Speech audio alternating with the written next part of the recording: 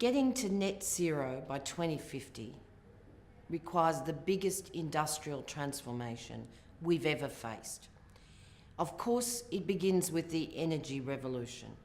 We need to get to renewable energy, and the companies that are committing to actually use renewable energy or transition their coal-fired power stations to renewable energy, they're the front leaders. But we need every company to be part of the equation.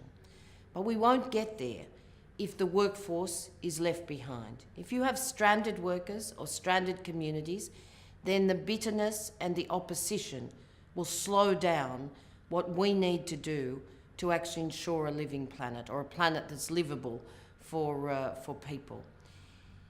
We know that it requires a just transition.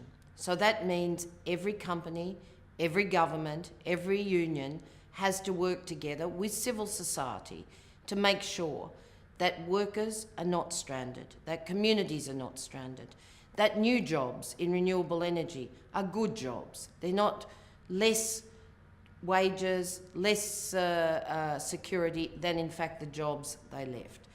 We need to make sure that, of course, in industrial transformation, we want companies to sustain their own future.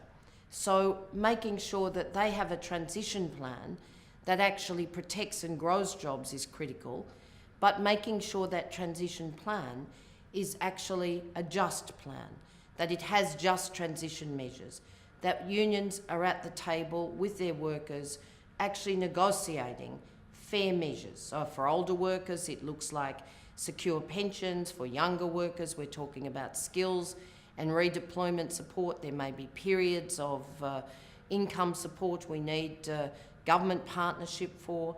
And of course, for communities, it actually means new investment in renewable energy in some cases, or in other industries, to make sure that we're securing the future of those communities.